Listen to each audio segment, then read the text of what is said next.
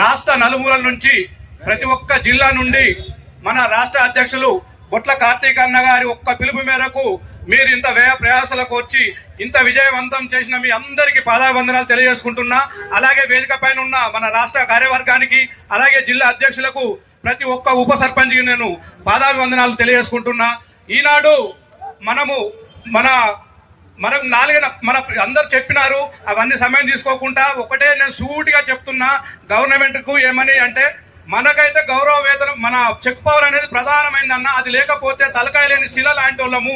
ఆ శిల ఎటువంటిది, ఆ విగ్రహం తల లేకపోతే అది ఏంటిది మనకు దానికి ఏం తెలియదు. కాబట్టి అటువంటి అగౌరవం మన అగౌరవ పాలవుతాం. కాబట్టి ఖచ్చితంగా మనకు ఆ చెక్ పవర్ అనేది ప్రధానము.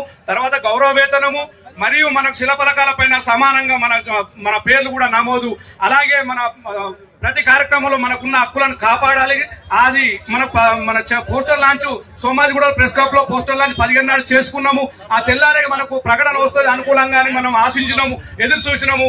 కానీ రాలేదు. వస్తే కనుక పాలాభిషేకాలు చేసుకుంటామని అందరం కలలు కన్నాం, రాలేదు. సో వీళ్ళు ఏమనుకున్నారంటే, వీళ్ళకి ఐకమత్యం ఉన్నదా, ఈ ఉప సర్పంచులందరూ ఒక తాటిపైకి వస్తారా, దీంట్లో రాజకీయాలు ఇన్వాల్వ్మెంట్ అయ్యి వాళ్ళే తన్నుకొని గుద్దుకొని చేస్తారు, ఈ ఐకమత్యం రాదనే భ్రమలో ఉన్నారన్న. ఈనాడు పార్టీలకు అతీతంగా అందరము ఏకమై ఒకటే కులము, ఒకటే మతము, ఒకటే మన ఉప సర్పంచుల ఫోరం అనే అందరం ఏకమైనము.